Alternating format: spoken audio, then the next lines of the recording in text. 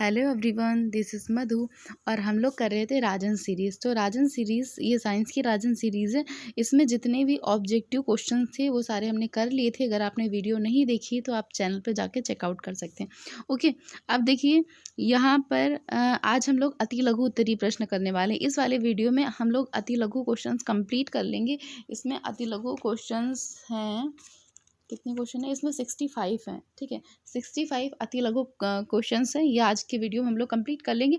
और कल लघु उत्तरी की वीडियो आएगी। तो लघु उत्तरी काफ़ी क्वेश्चन है, ठीक है, काफ़ी बड़े भी होते हैं। तो उसको हम लोग 2 या 3 वीडियो में कंप्लीट कर लेंगे। ठीक है, तो चलिए स्टार्ट करते हैं। देखिए हमारा पहला क्वेश्चन है कि रेन वाटर हार्वेस्टिंग से आप क्या समझते हैं। ठीक है, रेन वाटर हार्वेस्टिंग क्या होता है? तो देखिए रेन वाटर हार्वेस्टिंग बारिश के पानी को जमा करने का एक तरीका होता है। ठीक है, जैसे कि बहुत बड़े बड़े से गड्ढे लोग जो गांव में तालाब वाला खुदवाए जाते हैं ना, तो उसमें क्या किया जाता है, बारिश का पानी जमा किया जाता है। या तो फिर लोग अपने घरों में ही बारिश का पानी बहुत सारा जमा करते रहते हैं, तो टंकी रख लिया, कुछ भी रख लिया। ठीक है, तो जिसका इस्तेमाल बाढ़ में खेती के रूप में किया जाता है। ठीक है, बहुत लोग क्या करते हैं, खेत अपने जो है, जैसे बारिश का मौसम आने वाला होता है ना, तो खेत में कुछ कुएं टाइप का खोद लेते हैं। ठीक है, जिसमें क्या होता है, पानी हम लोग एकत्रित कर सकते हैं। ठीक है, उस पानी से क्या करते हैं, उस पानी से हम अपनी खेती जो भी खेत वेत होते हैं ना, उसकी सिंचाई कर सकते हैं। ठीक है, तो क्या होता है, इससे जो है खेती के लिए उपयोग में लाया जाता है। इस विधि से जल संरक्षण किया जाता है, जल का संरक्षण किया जाता है, जल को सेव किया जाता है। ठीक है, एक जगह एकत्रित किया जाता है। इससे धरती में पानी का स्तर बढ़ जाता है। ठीक है, तो आपको याद रखना है, क्वेश्चन आएगा कि रेन वाटर हार्वेस्टिंग क्या होता है। तो रेन वाटर हार्वेस्टिंग मतलब होता है कि बारिश के पानी को जमा करना और फिर इसको क्या करना है, जैसे जिस प्रकार से हम बहुत प्रकार से इसको यूज़ में ला सकते हैं। ठीक है, गार्डनिंग में, खेती में, और जो भी बहुत सारे तरीकों से हम इसको यूज़ में ला सकते हैं। ठीक है, तो नेक्स्ट क्वेश्चन देखिए। नेक्स्ट क्वेश्चन कह रहा है कि पदार्थ की कौन सी अवस्था है जिसमें पदार्थ का आयतन तो निश्चित रहता है परंतु आकृति अनिश्चित रहती है। ठीक है, तो देखिए सबसे पहले हम लोग जानते हैं पदार्थ की जो 3 अवस्थाएं होती हैं। एक होता है ठोस, एक होता है द्रव, एक होता है गैस। ठीक है, ठोस, द्रव, गैस, ये पदार्थ की 3 अवस्थाएं होती हैं। इसमें से जो ठोस होता है, ठोस में क्या होता है, ठोस के अंतरा अणुक जो बल होता है इनके बीच में, जो इनके अणु होते हैं ये बहुत पास पास में होते हैं। ठीक है, जब पास पास में होते हैं तो इनका अंतरा अणुक जो बल जो इनके बीच में लगता है, ये बहुत ज़्यादा लगता है। ठीक है, और ये टाइटली क्या रहते हैं, ये ठोस रहते हैं। ठीक है, इनका आयतन और आकार दोनों निश्चित रहते हैं। जब ये पास पास में रहते हैं इनके अणु, तो क्या होता है, इसका आयतन और आकार निश्चित रहता है, ये ठोस हो जाते हैं। ठीक है, और जो द्रव होता है, द्रव में क्या होता है, ये जो द्रव में क्या होते हैं, इनके अणु थोड़ा दूर दूर होते हैं। ठीक है, ये दूर दूर, थोड़ा सा दूर दूर होते हैं। ठीक है, तो इनमें क्या रहता है, इसमें आयतन तो इनका निश्चित रहता है। ठीक है, आयतन तो निश्चित रहता है पर आकार आकृति इनकी अनिश्चित रहती है। ठीक है, तो इसमें पूछ रहा है कि कौन सी अवस्था है जिसमें क्या होता है, आयतन तो निश्चित रहता है परंतु आकृति अनिश्चित रहती है। तो पदार्थ की द्रव अवस्था जो होती है उसमें आकार क्या होता है, अनिश्चित रहता है और आयतन निश्चित रहता है। ठीक है, और उसके बाद गैस होता है, इसकी जो तीसरी अवस्था होती है वो गैस होती है। ठीक है, गैस में क्या होता है, गैस में इनके अणु बहुत दूर दूर होते हैं। ठीक है, तो ना तो इसका आकार निश्चित रहता है गैस में, ना तो आयतन निश्चित रहता है। ठीक है, आपको याद रखना, ठोस में क्या होता है, आयतन आकार दोनों निश्चित रहते हैं, और द्रव्य में क्या होता है, आयतन तो निश्चित रहता है पर आकार अनिश्चित रहता है, और गैस में क्या होता है, दोनों ही अनिश्चित होते हैं। ठीक है, तो इस बार द्रव पूछा गया ना, तो जरूरी नहीं द्रव ही पूछा जाए, कुछ और भी पूछा जा सकता है, इसलिए हमें पूरा जो हमारा कॉन्सेप्ट है वो क्लियर होना चाहिए। ओके, नेक्स्ट क्वेश्चन देखते हैं। उसके बाद देखिए नेक्स्ट क्वेश्चन कह रहा है कि दोलन किसे कहते हैं। ठीक है, दोलन किसे कहते हैं, उदाहरण सही समझाइए। तो किसी आधार पर लटकी हुई कोई वस्तु जब अपनी विराम अवस्था में इधर उधर गति करती है तो इसे दोलन गति कहते हैं। जैसे कि दीवार घड़ी में हिलता हुआ पेंडुलम। ठीक है, जैसे कि आप समझ लीजिए कोई एक पिंड है। ठीक है, ये क्या करता है, ये एक विराम अवस्था में है। ठीक है, उसके बाद जब ये गति करता है तो जितना ये इधर जाएगा उतना ही इधर जाएगा। ठीक है, अपनी दोनों तरफ क्या होता है, बराबर गति करता है, तो इसे हम क्या कहते हैं, इसे हम दोलन गति कहते हैं। ठीक है, किसी आधार पर लटकी हुई वस्तु अपनी विराम अवस्था से इधर उधर गति करती है तो इसे क्या कहते हैं, इसे दोलन गति कहते हैं। ओके, जैसे कि सबसे बेस्ट एग्जांपल है दीवार घड़ी में हिलता हुआ पेंडुलम। ये क्या करता है, पेंडुलम इधर जाता है फिर इधर जाता है। ठीक है, ऐसे ऐसे हिलता रहता है। ओके, उसके बाद देखिए अगला क्वेश्चन हमारा है कि यौगिक किसे कहते हैं। तो वे शुद्ध पदार्थ जो 2 या 2 से अधिक तत्वों के रासायनिक संयोग से निश्चित अनुपात में मिलते हैं उन्हें क्या करते हैं, ऐसे पदार्थों को हम लोग यौगिक कहते हैं। ठीक है, मतलब देखो यौगिक में क्या रहता है, यौगिक में वो कंफर्म रहता है कि हाँ इतना ये वाला पदार्थ मिला है, इतना ये वाला पदार्थ मिला है। मतलब इनका क्या होता है, इनका रासायनिक जो संयोग होता है इसमें निश्चित अनुपात रहता है कि हाँ इस अनुपात में ये पदार्थ मिलेगा और इस अनुपात में दूसरा पदार्थ मिलेगा। तो जहाँ पे निश्चित अनुपात रहता है उसे हम यौगिक कहते हैं। जैसे कि हो गया हमारा जल, तो जल में क्या होता है, जल में निश्चित रहता है कि हाइड्रोजन के कितने पॉइंट होते हैं, हाइड्रोजन इसका अनुपात क्या रहता है, इसका अनुपात 2 रहता है। ठीक है, और ऑक्सीजन का कितना रहता है, 1 रहता है। ठीक है, तो उसमें निश्चित अनुपात है, तो ये क्या है, ये यौगिक है। हाइड्रोजन मतलब जल हो गया, चीनी हो गया, ये सब क्या होते हैं, यौगिक होते हैं। ठीक है, नेक्स्ट क्वेश्चन देखिए, नेक्स्ट क्वेश्चन कह रहा है कि मृतोपजीवी से आप क्या समझते हैं।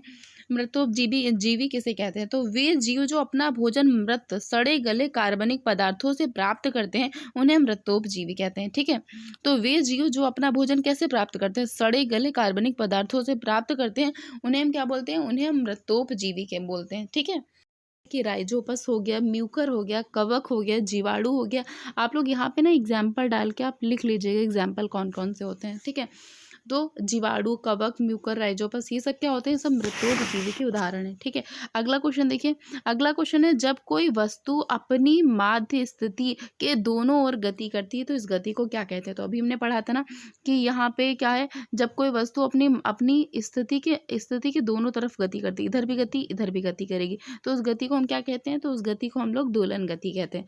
ठीक है, नेक्स्ट क्वेश्चन है कि तलछटी की प्रक्रिया समझाइए। तो जब हम बहुविकल्पी कर रहे थे उसमें ये क्वेश्चन कई बार आया था कि तलछटी की प्रक्रिया। ठीक है, तो देखिए द्रव के अविलेय ठोसों के मिश्रण से हल्के एवं भारी अवयवों को निधारना ही तलछटी की प्रक्रिया होती है। ठीक है, जैसे कोई द्रव पदार्थ है, हमने उसमें क्या किया, कुछ ठोस पदार्थों को मिला दिया। ठीक है, मिक्स कर दिया, अब उसमें से उसको अलग करना, द्रव से ठोस को अलग करना क्या कहलाता है, वो भले भारी हो, ठीक है, जो हमने ठोस मिलाया है उसमें वो भारी हो सकता है, हल्का हो सकता है, उन सब अवयवों को निकालना, निथारना क्या कहलाता है, तलछटी की प्रक्रिया कहलाता है। ओके, नेक्स्ट क्वेश्चन है कि घूमते हुए लट्टू की किस प्रकार की गति होती है। जो लट्टू घूम रहा है उसकी गति जो है कौन सी गति कहलाएगी, तो वो घूर्णन गति कहलाएगी। ठीक है, क्योंकि लट्टू अपने अक्ष पर घूम रहा है, घूर्णन गति का मतलब होता है एक ही जगह पर अपने अक्ष पर घूमते रहना। ठीक है, उसे हम क्या बोलते हैं, उसे हम घूर्णन गति बोलते हैं। ठीक है, अच्छा देखिए अर्थ का एक लो हम लोग देख लेते हैं। अर्थ जब रोटेशन करता है, रोटेशन का मतलब होता है जो 24 घंटे में वो एक चक्कर लगाता है, खुद का चक्कर लगाता है, अपना ही चक्कर लगा लेता है। ठीक है, तो उसे हम बोलते हैं रोटेशन। तो वो जो रोटेशन, जो पृथ्वी का रोटेशन होता है वो भी घूर्णन गति कहलाता है। लेकिन जब वो सूर्य के चारों ओर चक्कर लगाता है तो इस गति को हम बोलते हैं वृत्तीय गति, मतलब ये वृत्तीय गति होती है। ठीक है, ये क्या करता है, अपना वृत्त में देखो ऐसे करके घूमता है, इसे बोलते हैं रेवोल्यूशन। जो अर्थ का रोटेशन होता है वो घूर्णन गति है, और जो अर्थ का रेवोल्यूशन है वो क्या होता है, वो वृत्तीय गति होती है। ठीक है, उसके बाद देखिए हमारा अगला क्वेश्चन है कि हमारे शरीर में कितनी ज्ञानेंद्रियां पाई जाती हैं, तो उनका नाम लिखना है। तो हमारे शरीर में 5 ज्ञानेंद्रियां पाई जाती हैं, आँख, नाक, कान, जीभ और त्वचा। ठीक है, नेक्स्ट क्वेश्चन है, बहुत ही इंपॉर्टेंट क्वेश्चन है, 2018 में पूछा गया है, शायद इस बार भी पूछ दिया जाए। तो अगला क्वेश्चन है कि सजीव व निर्जीव के बीच की कड़ी किसे कहते हैं। ये क्वेश्चन ना आपका जब एमसीक्यू कर रहे थे ना उसमें भी आया था। ठीक है, तो सजीव और निर्जीव के बीच की कड़ी वायरस को कहते हैं, और इसे क्या बोलते हैं, वायरस और विषाणु भी बोलते हैं। ठीक है, तो सजीव और निर्जीव के बीच की कड़ी होती है। और इसे सजीव और निर्जीव के बीच की कड़ी क्यों बोला जाता है, ये भी हमने पढ़ा था कि जो वायरस होता है जब तक निर्जीव के संपर्क में रहता है तब तक ये निर्जीव की तरह पड़ा रहता है, कुछ भी वर्क नहीं करता, मतलब पड़ा रहता है, ऐसा लगता है निर्जीव है। और जैसे किसी सजीव के शरीर में प्रवेश करता है वैसे सजीव की तरह वर्क करने लगता है। ठीक है, जैसे सजीव गति करते हैं, मतलब जो भी करते हैं वैसे सजीव की तरह ही काम करने लगता है, ये अपना रिप्रोडक्शन भी करने लगता है, एक वायरस से बहुत सारे वायरस बनने लगते हैं। ठीक है, तो ये क्या करता है, जैसे सजीव के संपर्क में आता है वैसे सजीवों की तरह गति करने लगता है, इसीलिए इसे सजीव और निर्जीव के बीच की कड़ी बोलते हैं। ठीक है, और वायरस में बहुत सारी इंटरेस्टिंग चीजें हैं, जैसे कि सेल थ्योरी जो है, सेल थ्योरी में कहा गया है कि जितनी भी चीजें हैं, जो भी कोई भी सजीव चीजें हैं, जितनी भी दुनिया में सजीव चीजें सब सेल से बनी है, चाहे वो प्लांट्स हो, एनिमल्स हो, ह्यूमन बींग्स हो, कुछ भी हो, वो सारे कैसे सेल से बने हैं। वो जीवाणु भी हो सकते हैं, छोटे छोटा लेकर के बड़े से बड़ा, अगर कोई सजीव है तो सारे सेल से बने। लेकिन सिर्फ वायरस ही एक ऐसा है जो क्या करता है, सेल थ्योरी का एक्सेप्शन है, ये कहता है कि भाई मैं सेल से नहीं बना हूं, तो वायरस क्या है, सेल से नहीं बना है। ठीक है, तो एक इसके बारे में ये भी इंटरेस्टिंग पॉइंट है कि वायरस सेल से नहीं बना होता है, ये न्यूक्लिक एसिड से बना होता है और प्रोटीन से बना होता है। ठीक है, नेक्स्ट क्वेश्चन देखिए, नेक्स्ट क्वेश्चन कह रहा है कि पुष्प के नर अंग का नाम लिखिए। ठीक है, पुष्प जो हमारा पुष्प होता है उसमें कितने 4 पार्ट्स होते हैं। ठीक है, एक दल पुंज होता है, एक बाह्य दल पुंज होता है, एक क्या होता है, एक पुंकेसर होता है, एक जायांग होता है या स्त्रीकेसर से बोलते हैं। ठीक है, तो पुष्प का जो नर अंग होता है उसे हम पुंकेसर बोलते हैं। अब इसके जगह नर अंग की जगह अगर पूछ लेगा कि स्त्री मतलब जो उसका मादा अंग होता है वो कौन सा होता है, तो उसे हम स्त्रीकेसर भी बोलते हैं और जायांग भी बोलते हैं। ओके, नेक्स्ट देखिए, नेक्स्ट क्वेश्चन कह रहा है कि ठोस पदार्थों की आकृति और आयतन कैसा होता है। तो अभी हमने पढ़ा था ना कि ठोस पदार्थों का आकृति और आयतन क्या होता है, दोनों ही निश्चित होते हैं। ठीक है, अगला क्वेश्चन कह रहा है कि पत्तियों का रंग हरा क्यों होता है। तो पत्तियों का रंग हरा होता है, उसके अंदर एक पिगमेंट होता है जिसे हम बोलते हैं पर्णहरिम। ठीक है, क्लोरोफिल बोलते हैं, इसके कारण पत्तियों का रंग हरा होता है और इसी के कारण ये अपना भोजन भी बना पाते हैं। ठीक है, उसके बाद है कि प्रकाश संश्लेषण के मुख्य उत्पाद कौन से हैं। ठीक है, प्रकाश संश्लेषण के मुख्य उत्पाद कौन से हैं, मतलब जब प्रकाश संश्लेषण की क्रिया हो जाती है तो लास्ट में हमें कौन कौन से क्या क्या ये रिलीज करते हैं। तो सबसे पहले ये ग्लूकोज रिलीज करते हैं, देन ऑक्सीजन भी रिलीज करते हैं। ठीक है, तो ग्लूकोज का फॉर्मूला क्या होता है ये आप लोग कमेंट बॉक्स में बताइएगा, क्योंकि हमने इसको पढ़ा था ना स्टार्टिंग में कि ग्लूकोज मतलब ये कैसे अपना प्रकाश संश्लेषण की क्रिया करते हैं। चलिए एक बार और जान लेते हैं।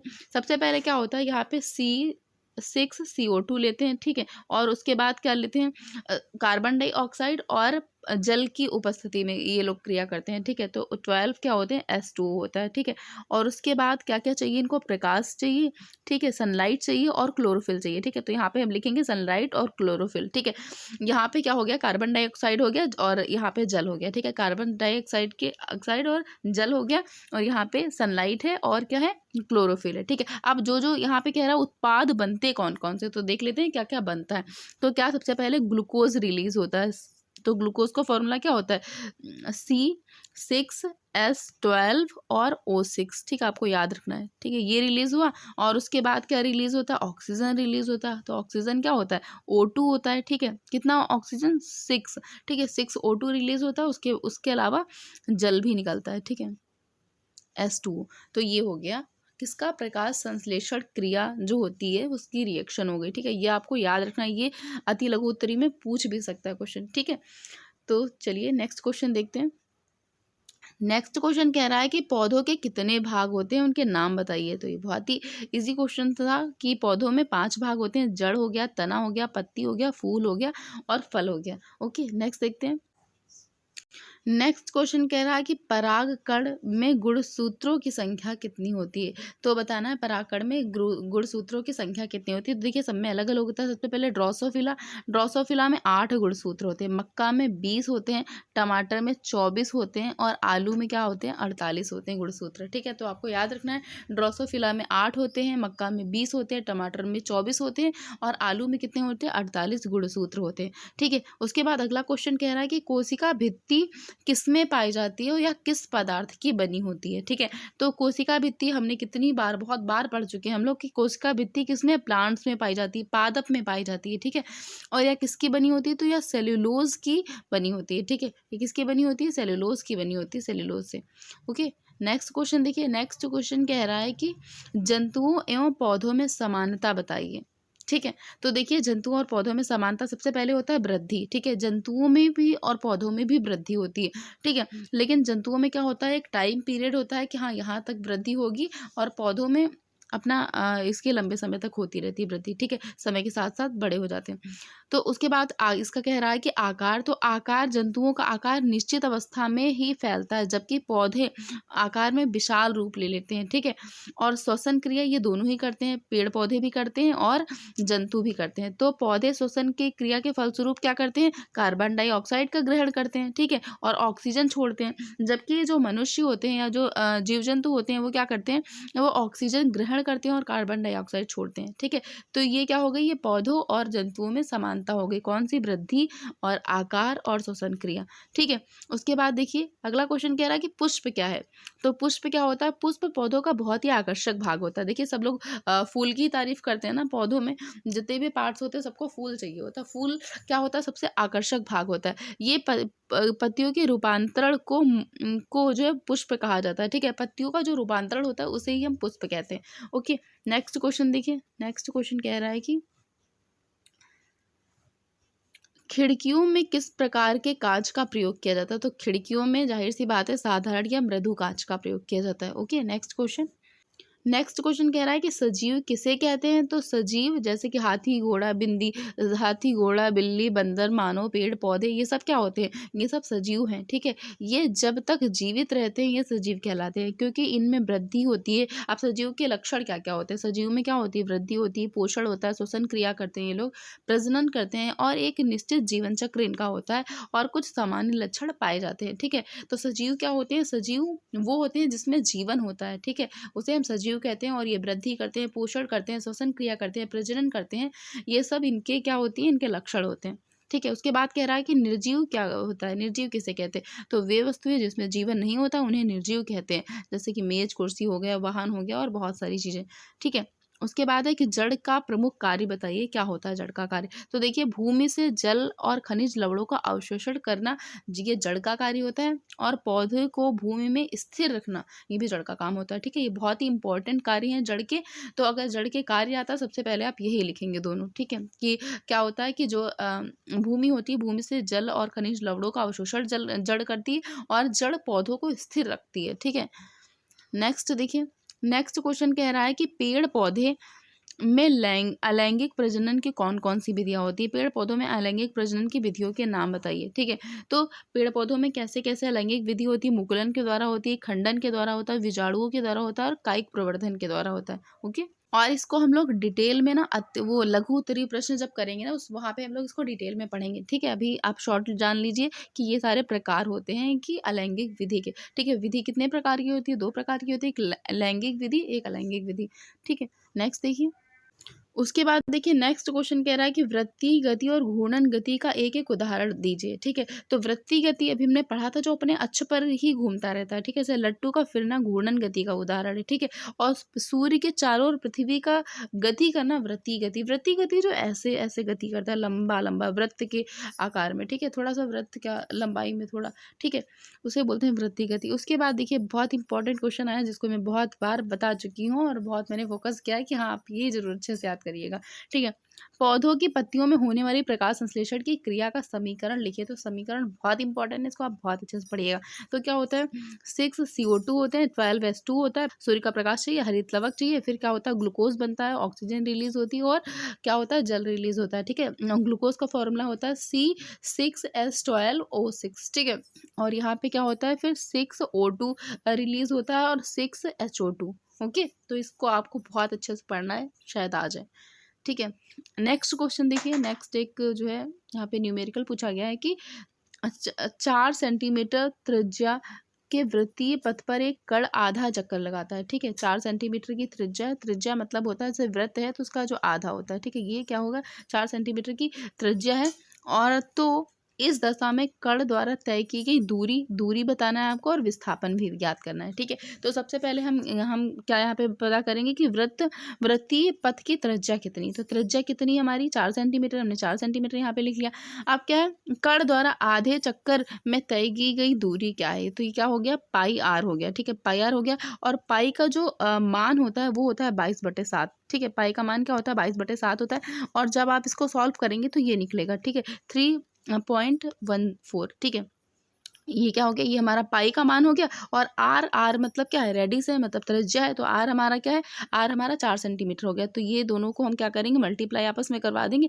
और तो यहाँ पे क्या निकल आएगा हमारा? यहाँ पे ये निकल आएगा, दूरी निकल आएगी। क्या निकल आएगी? दूरी निकल आएगी 12.556 सेंटीमीटर, ठीक है। उसके बाद देखिए उसके बाद कह रहा है विस्थापन भी आपको ज्ञात करना है। तो कण द्वारा आधे चक्कर में विस्थापन, ठीक है। तो विस्थापन इसका क्या फॉर्मूला हो जाएगा? यहाँ पे हो जाएगा 2 और क्या? आर, ठीक है, 2R। तो 2 यहाँ पे पहले से दिया है और आर कितना है हमारा? तो आर हमारी त्रिज्या कितनी है? 4 सेंटीमीटर है, ठीक है। तो यहाँ पे क्या करेंगे? 2 और 4 को हम क्या करेंगे? मल्टीप्लाई करा देंगे। तो क्या हो जाएगा? 4 2 जो 8 हो जाएगा। तो 8 सेंटीमीटर क्या हो गया? विस्थापन निकल आया। और दूरी कितनी निकली? दूरी निकली 12.56 सेंटीमीटर।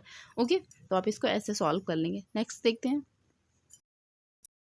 उसके बाद देखिए नेक्स्ट क्वेश्चन कह रहा है कि बीजों के प्रकीर्ण की दोल-छेप प्रक्रिया बताइए। तो देखिए, जब फल क्या होते हैं, फल के निरंतर हिलने डुलने के कारण बीज हवा में बिखर जाते हैं, ठीक है? तो इसे दोल-छेप प्रक्रिया कहते हैं, आपको याद रखना। दोल-छेप मतलब होता है कि जब फल हवा में हिलते-डुलते हुए उनके बीज इधर-उधर बिखर जाएँ, तो उसे क्या बोलते हैं? उसे दोल-छेप प्रक्रिया बोलते हैं, जैसे कि पोस्ता में होती है प्रक्रिया, ठीक है? उसके बाद है प्रकीर्ण क्या है, इसकी प्रमुख विधियाँ कौन-कौन सी है? तो पराग कणों, बीजों का वातावरण में फैलना ही प्रकीर्ण कहलाता है, ठीक है? पराग कणों और बीजों का वातावरण में फैलना क्या कहलाता है? प्रकीर्णन कहलाता है, ठीक है? और प्रकीर्णन की प्रमुख विधियाँ होती हैं, जैसे कि जल के द्वारा भी होता है, हवा के द्वारा भी कभी बीज इधर-उधर बिखर जाते हैं, कभी-कभी क्या होता है, कोई कीट बैठा है, जैसे कि तितली बैठी, ठीक है? तो तितली के पैरों में क्या होता है, कुछ बीज चिपक गए और जब जाके वो दूसरी जगह पे बैठती है, तो वहाँ पे गिर गए थे, ठीक है? तो कीटों के द्वारा और पक्षियों के द्वारा भी होता है, ठीक है? जल में मतलब पानी में बह के बीज का चले जाना, पक्षियों के द्वारा, से पक्षी ने कोई फल खाया, उसका जो है बीज इधर-उधर जो है डाल दिया, ठीक है? तो इस टाइप से, ठीक है? नेक्स्ट क्वेश्चन देखिए। नेक्स्ट क्वेश्चन कह रहा है कि पौधों में कितने प्रकार का जनन होता है। तो देखिए, पौधों में 3 प्रकार का जनन होता है। पहला होता है वर्धी जनन, अलैंगिक जनन और लैंगिक जनन। और जब पहले मैंने पढ़ा था, मैंने वहाँ 2 ही प्रकार का बताया था, तो वैसे 3 प्रकार का होता है, ठीक है? वर्धी जनन होता है, अलैंगिक होता है और लैंगिक होता है, ठीक है? उसके बाद है पत्तियों के मुख्य भाग कौन-कौन से होते हैं। तो पत्तियों के 3 मुख्य भाग होते हैं। एक होता है पर्णाधार, एक होता है पर्णवृंत, एक होता है पर्णफलक, ठीक है? अब देखिए, हम लोग समझते हैं कि पत्तियों के भाग कौन-कौन से होते हैं, कैसे होते हैं, ठीक है? तो पहले एक हम लोग पत्ती का जो चित्र यहाँ पे क्या करेंगे, ड्रॉ करेंगे। यहाँ से एक पत्ती निकलती है ऐसे करके। तो देखिए, जो ये वाला पार्ट होता है पत्ती का, जहाँ से पत्ती लगी हुई होती है, पत्ती जैसे कि एक मिनट, जैसे कि देखिए, पत्ती कहाँ से लगी, पत्ती ये वाले पार्ट से आपके लगी है। तो जिस पार्ट से पत्ती ये लगी होती है, ये वाला जो होता है पार्ट पत्ती का, जहाँ से पत्ती क्या होती है, लगी हुई होती है, इस पार्ट को हम बोलते हैं पर्णाधार। क्या बोलते हैं इसको? पर्णाधार बोलते हैं, ठीक है? और दूसरा दूसरा इसमें क्या कह रहा है, पर्णवृंत। तो ये वाला जो पार्ट होता है, ठीक है, पत्ती का ये वाला जो पार्ट होता है, इसे हम पर्णवृंत बोलते हैं, ठीक है? इसे क्या बोलेंगे? इसे हम पर्णवृंत बोलते हैं, वृत्त बोलते हैं, ठीक है? पर्णवृत्त। और उसके बाद ये वृंत, और उसके बाद है पर्णफलक। तो पत्ती का जो ये वाला भाग है, जो देखिए मैं ग्रीन कलर से कर रही हूँ, आप लोग देखिए, जो ये वाला भाग होता है, इसे हम पर्ण क्या बोलते हैं? इसे हम पर्णफलक बोलते हैं, ठीक है? इसे लैमिना भी बोलते हैं, पर्णफलक बोलते हैं, ठीक है? ओके, तो आई होप आप लोगों को समझ में आ गया होगा। तो चलिए देखते हैं अगला क्वेश्चन। अगला क्वेश्चन कह रहा है कि 1 माइक्रोमीटर में कितने पिकोमीटर होते हैं। तो आपको याद रखना है कि 1 माइक्रोमीटर में कितने 10⁶ पिकोमीटर होते हैं, ठीक है? ये आपको याद रखना है, 1 माइक्रोमीटर में 10⁶ पिकोमीटर होते हैं। ओके, नेक्स्ट देखते हैं। नेक्स्ट है, बेलन की लंबाई तथा वृत्त के व्यास मापन के लिए किस यंत्र का प्रयोग किया जाता है। तो किस यंत्र का प्रयोग करते हैं? वर्नियर कैलिपर्स का प्रयोग करते हैं। ये लघु उत्तरी में पूरा बहुत अच्छे से डिस्क्राइब किया गया है, ठीक है? तो वहाँ पे इसका हम लोग डिस्क्रिप्शन पढ़ेंगे अच्छे से, ठीक है? तो ये क्या होता है, वर्नियर कैलिपर्स होता है, जिससे क्या होता है, बेलन की लंबाई और वृत्त के व्यास को हम लोग नाप सकते हैं, ठीक है? माप सकते हैं। नेक्स्ट देखते हैं। उसके बाद देखिए, अगला क्वेश्चन कह रहा है कि उपापचय क्रिया कितने प्रकार की होती है। तो उपापचय क्रिया 2 प्रकार की होती है। यहाँ देखिए, उपापचय ही लिखा है, बल्कि यहाँ पे क्या होना चाहिए, अपचयन और उपचयन होता है, ठीक है? उपापचय क्रिया कितने प्रकार की? 2 प्रकार की होती है, अपचयन और उपचयन। ओके, नेक्स्ट क्वेश्चन देखिए। नेक्स्ट कह रहा है कि ठोस पदार्थों की आकृति और आयतन कैसे होते हैं। तो दोनों ही निश्चित होते हैं। हमने पढ़ा था ना, ठोस में दोनों निश्चित होते हैं, द्रव्य में क्या होता है, आयतन निश्चित होता है, आकृति निश्चित होती है, गैस में दोनों ही अनिश्चित होते हैं, ठीक है? परमाणु किसे कहते हैं? तो परमाणु तत्व वह छोटे से छोटा भाग है जो किसी भी रासायनिक अभिक्रिया में भाग तो लेता है, ठीक है? भाग ले सकता है, लेकिन कभी भी स्वतंत्र अवस्था में नहीं रह सकता, ठीक है? आपको याद रखना, परमाणु वह छोटे से छोटा भाग है जो किसी भी रासायनिक क्रिया में भाग ले सकता है, परंतु स्वतंत्र कभी नहीं रह सकता, ठीक है? उसके बाद अगला क्वेश्चन कह रहा है, चौड़ी मोटी कटीली संरचना वाले मरुद्भिद पौधों का नाम लिखिए। तो क्या लिखेंगे हम लोग? नागफनी, कैक्टस, ठीक है? उसके बाद है, घर्षण बल को कम करने के क्या क्या उपाय होते हैं। तो देखिए क्या होता है कि जैसे कि हमने कभी कभी आपने देखा होगा घर में जो मशीनें होती है जैसे सिलाई मशीनें बहुत टाइट चल रही होती है, जैसे कि हमारा जो गेट होता है, गेट का जो बेलन होता है बहुत टाइट टाइट मतलब बंद नहीं होता है, बहुत टाइट बंद होता है, ठीक है। तो उसमें हम लोग क्या करते हैं, उसमें हम लोग कोई ऑयल डाल देते हैं, ठीक है, ग्रीस डाल देते हैं या फिर कोई भी ऑयल डाल देते हैं, तो उससे क्या हो जाता है, उससे घर्षण बल कम हो जाता है, वो आसानी से क्या होता है, हमारा जो भी मशीन है वो आसानी से चलने लगती है, ठीक है। तो ऐसे इसमें लिखा गया, मशीन के कल पुर्जों को घिसने या टूटने से बचाने के लिए उनके संपर्क तल के मध्य स्नेहक या तेल ग्रीस लगा करके उनके घर्षण बल को कम किया जाता है, जिससे ये बहुत आसानी से वर्क करने लगते हैं, ठीक है।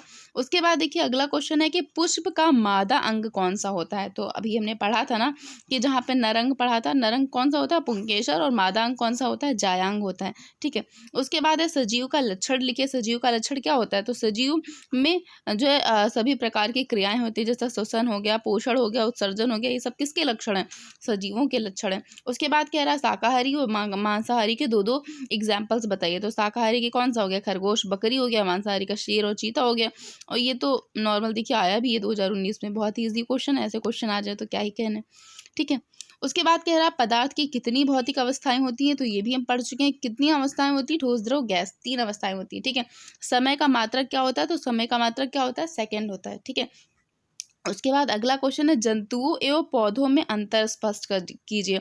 अब जंतु और पौधों में अंतर, तो पौधे के ऊपर की वृद्धि, पौधे में जो है ऊपरी वृद्धि होती है, ठीक है, ऊपर की तरफ वो बढ़ते चले जाते हैं, ये काफ़ी ऊंचाई तक बड़े हो जाते हैं, जबकि जंतु कुछ ऊंचाई तक ही बड़े होते हैं। जंतु देखा है कि बहुत पौधे की तरह बड़ा हो जाए, तो वो कुछ ऊंचाई तक बढ़ता है, इसका जो है बहुत कम ऊंचाई होती है, ठीक है, कुछ ऊंचाई तक बढ़ता है, पौधे काफ़ी ऊंचाई तक बढ़ जाते हैं, ठीक है। तो पहला ये अंतर हो गया।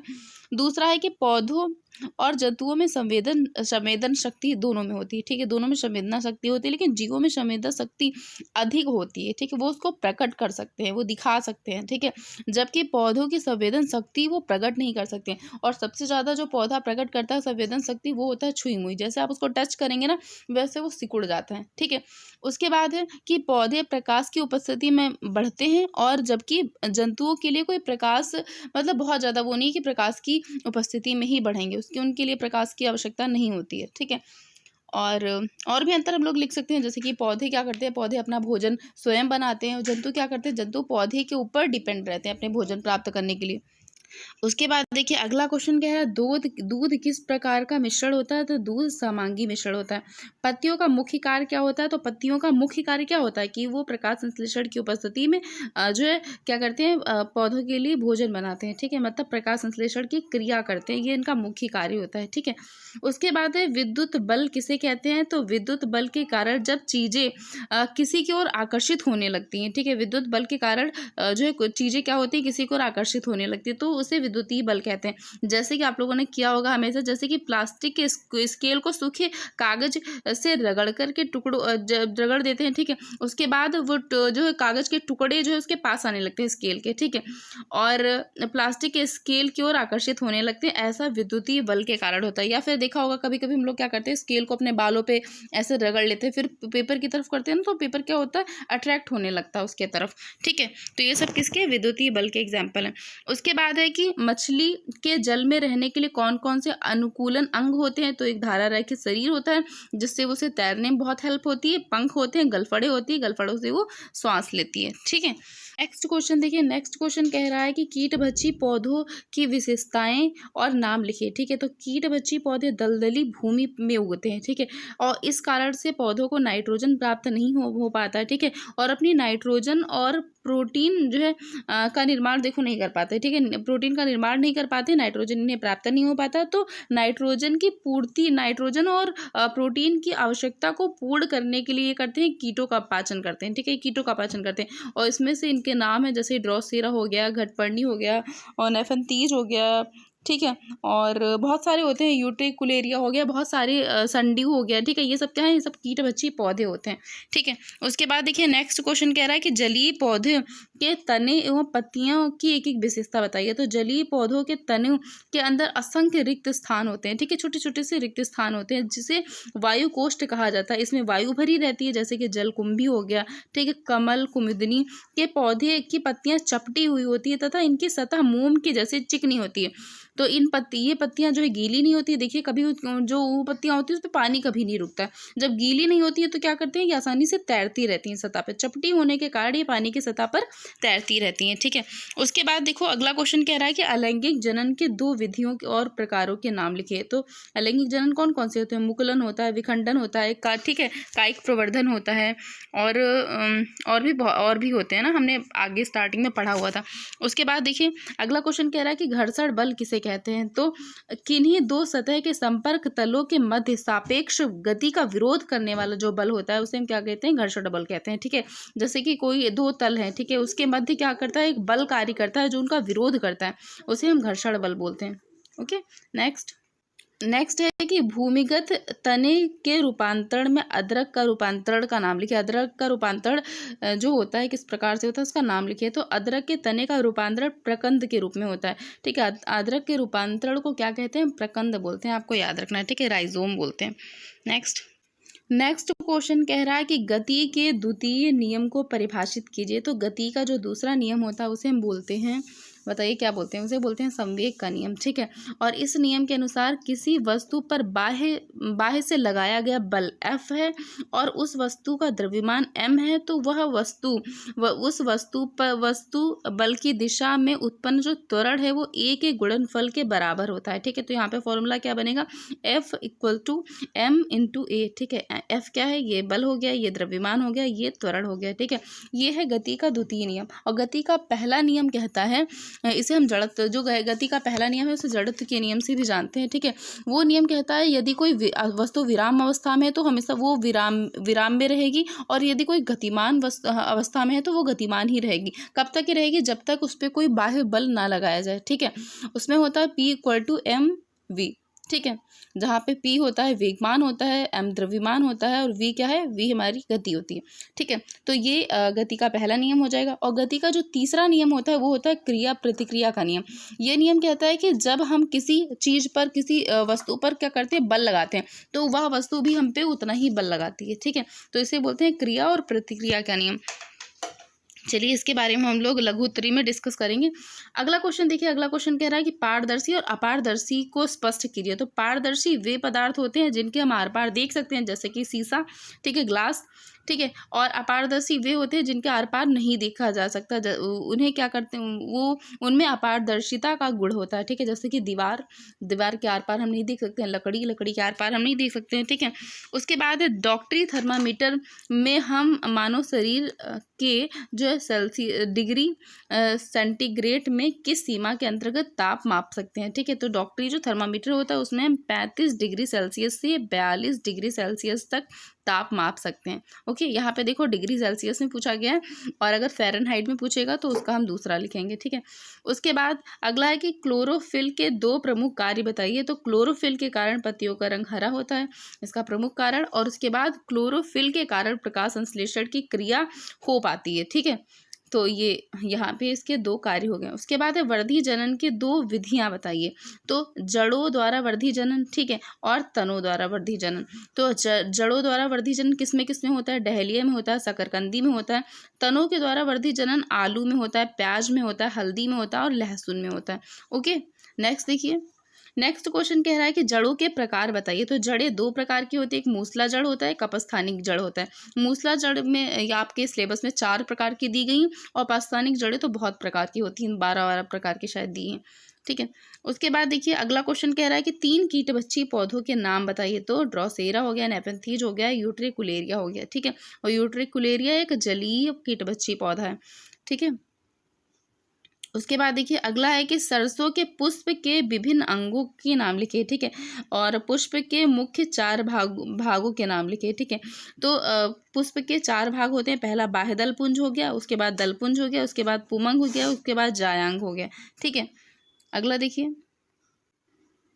अगला है कि भंगुर एवं अभंगुर पदार्थ किसे कहते हैं, प्रत्येक का उदाहरण दीजिए। तो भंगुर पदार्थ वे पदार्थ जो शीघ्र ही चूड़ बन जाते हैं, मतलब टूट के टुकड़े टुकड़े हो जाते हैं, चूड़ बन जाते हैं, ठीक है, उन्हें हम क्या बोलते हैं, भंगुर पदार्थ बोलते हैं। जैसे कांच हो गया, कोयला हो गया। अभंगुर पदार्थ वे पदार्थ जो शीघ्र ही चूड़ बनने का जिनमें गुण विद्यमान नहीं होता, उन्हें अभंगुर पदार्थ बोलते हैं। जैसे लोहा हो गया, तांबा हो गया, ये इजिली हम इनको तोड़ के टुकड़े टुकड़े तो नहीं कर सकते ना। उसके बाद है ऊर्ध्वपातन क्या होता है, और बताइए ऊर्ध्वपातन के बारे में। तो इसके बारे में बहुत अच्छे से पढ़ चुके हुए हैं, तो चलिए एक बार फिर से पढ़ लेते हैं। ऊर्ध्वपातन वे पदार्थ होते हैं जो गर्म करने पर बिना द्रव्य में बदले डायरेक्टली क्या होते हैं, गैस में बदल जाते हैं, ऊर्ध्वपातन कहलाते हैं। यह क्रिया ऊर्ध्वपातज कहलाते हैं, ठीक है। इन पदार्थों को ऊर्ध्वपातज कहते हैं और यह क्रिया ऊर्ध्वपातन कहलाती है, जैसे कि नौसादर, आयोडीन, कपूर, ठीक है। उसके बाद है मूल मात्रक किसे कहते हैं, और कोई 2 उदाहरण दीजिए, ठीक है। तो वे भौतिक राशियां जो पूर्णतः स्वतंत्र रहती हैं, मूल राशियां कहलाती हैं, और इन राशियों में प्रयुक्त होने वाले मात्रक को मूल मात्रक कहते हैं, ठीक है। मूल मात्रक कितने होते हैं, 7। मूल राशियां कितनी होती हैं, 7 होती हैं, ठीक है। उदाहरण दूरी एवं समय मूल राशियां हैं, ठीक है, और मीटर और सेकंड इनके क्या है, मात्रक हैं, ठीक है। तो अति लघु क्वेश्चंस हम जो भी राजन सीरीज में साइंस सब्जेक्ट के अति लघु क्वेश्चन थे वो हमारे कंप्लीट हो चुके हैं। कल हम लोग लघु उत्तरी करेंगे। तो आई होप आपको वीडियो पसंद आया हो। तो अगर आपको वीडियो थोड़ा भी हेल्पफुल लगा हो तो प्लीज़ इसे शेयर करिएगा, लाइक करिएगा, उसे पूरा देखिएगा और अपने दोस्तों के साथ शेयर करिएगा। एंड अगर चैनल पे नए हैं तो चैनल को सब्सक्राइब करिएगा। एंड अगर आपने जो है एमसीक्यू वाले जो क्वेश्चंस हैं वो नहीं देखे हैं तो आप जाके चैनल पे देखिएगा। उसमें पार्ट 1 और पार्ट 2 के नाम से आपको 2 बहुविकल्पी राजन सीरीज के जो साइंस के क्वेश्चन हैं बहुविकल्पी वाले वो मिल जाएंगे। आप उसे देखिएगा, उसके बाद अति लघु देखिएगा, उसके बाद लघु उत्तरी में कराऊंगी आगे। ओके, तो चलिए कल फिर मिलते हैं एक नई वीडियो के साथ। तब तक के लिए धन्यवाद।